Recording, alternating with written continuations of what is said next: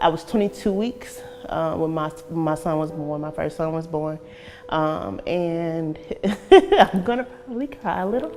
But he was born July 22nd, and he lived for 5 hours. So we kind of made the decision to not have him on life support. And he lived for 5 hours, and it was interesting.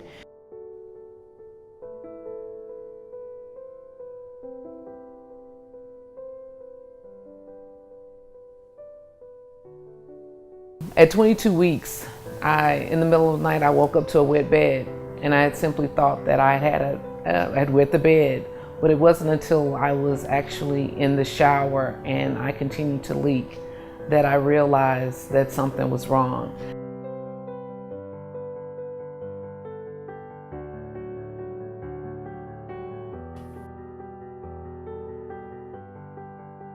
I was 32 weeks when I had my next appointment. And so I asked my OBGYN to check me because I was leaking a little bit. And so she did, and found out that my water had broken 4 days before that.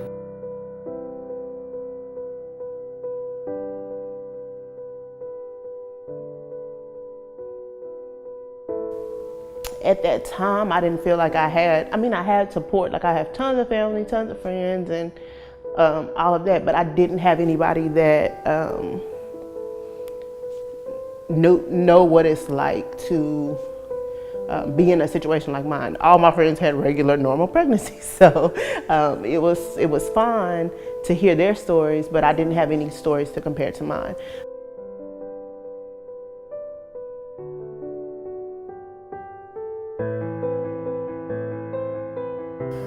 What's finally being noticed is that it's not so much access to health care, which is in fact a factor contributing to negative birth outcomes, but it's also delivery of how that care is provided. One of the reasons that I feel it's very important to have a community doula program is so that African American women can go back to taking care of African American women.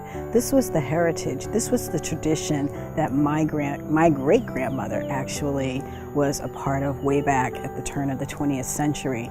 You know, she would be called to a person's home, but not only would she be there as the midwife, neighbors, mothers, sisters, aunts were there taking care of the woman, taking care of the other children present, and taking care of the family household. We have husbands that work a lot, and we do have that support when they get home, but it's just that support that we need during the day.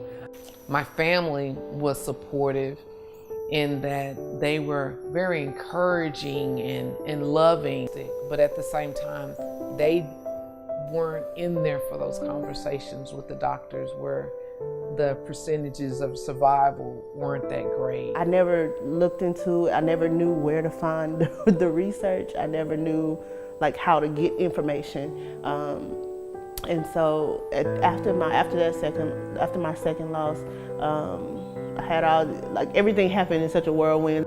You know, it's a fact, it's a known fact at this point that a community doula program is effective and will have a positive impact on birth outcomes in African American women and infants. But we can't do it without proper support. We need your help, we need your support, we need your funding to be able to make this program and doulas available to women who would otherwise be unavailable to afford it.